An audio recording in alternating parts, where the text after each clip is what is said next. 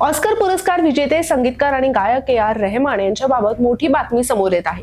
AR. Rahman यांची प्रकृती अचानक बिघडली आहे, त्यामुळे त्यांना चेन्नईतल्या एका खासगी रुग्णालयामध्ये दाखल करण्यात आलेलं आहे. रहमान डॉक्टरांच्या पथकाच्या देखरेखीखाली आहे.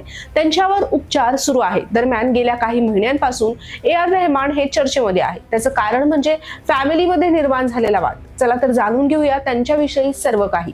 नमस्कार मंडळी, मी अश्लेषा आणि तुम्ही पाहताय one India Marathi. AR. Rahman यांच्या छातीमध्ये दुखत असल्याची माहिती मिळतीये. त्यानंतर त्यांना एका खासगी रुग्णालयामध्ये नेण्यात आलं. सूत्रांकडून मिळालेल्या माहितीनुसार रहमान यांची अँजिओग्राफी केली जाणार आहे. तथापि त्यांच्या प्रकृतीबद्दल अद्याप फारशी माहिती समोर आली नाही. पण रहमानला रुग्णालयामध्ये दाखल केल्याच्या बातमीने त्यांचे सर्व चाहते चिंतेत पडलेले आहेत आणि ते त्यांच्या लवकर बरे होण्यासाठी प्रार्थना करतायत. काही महिन्यांपूर्वी संगीत विश्वातून एक धक्कादायक बातमी समोर आली होती. ज्येष्ठ संगीतकार ए.आर. रहमान यांचा संसार तुटला होता. त्यांच्या पत्नी सायरा रहमान यांनी पतीपासून विभक्त होत असल्याची घोषणा केली होती.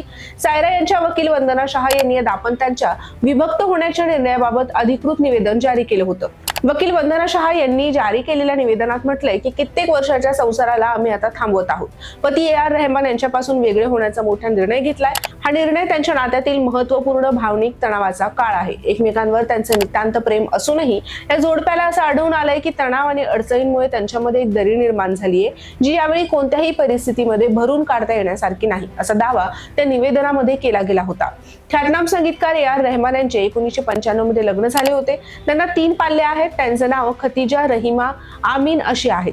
ए.आर. रहमान यांच्या कामाबद्दल बोलायचं झालं तर त्यांचा शेवटचा प्रोजेक्ट म्हणजे धनुषचा दुसरा दिग्दर्शकीय उपक्रम रांझना यामध्ये त्यांनी संगीत दिलंय. तर आगामी छावा, ठग लाईफ, गांधी टॉक्स आणि इतर चित्रपटांना त्यांनी संगीत दिलं आहे. तर काही चित्रपटांच्या संगीतावर त्यांचं काम सुरू आहे.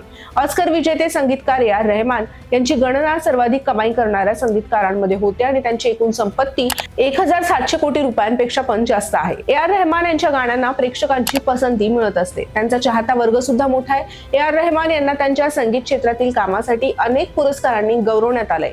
ए.आर. रहमान यांचा जन्म 6 जानेवारी 1967 रोजी चेन्नई, तामिळनाडू येथे झाला होता. ए.आर. रहमान यांचं खरं नाव ए.एस. दिलीप कुमार आहे. हे नाव त्यांनी नंतर बदललं. ए.आर. रहमान यांनी वयाच्या 11व्या वर्षापासून काम करायला सुरुवात केली होती.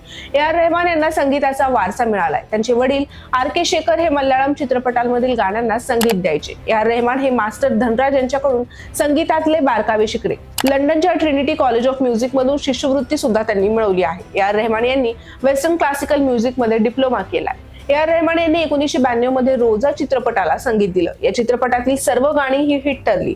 तसंच त्यांनी दिल से, ख्वाजा मेरे ख्वाजा, जय हो, बॉम्बे, रंगीला, दिल से, ताल, जीन्स, फुकार, फिजा, लगान, स्वदेश, जोधा अकबर, युवराज, स्लमडॉग मिलेनियर आणि मोहनजोदारो या चित्रपटांना सुद्धा संगीत दिलं आहे.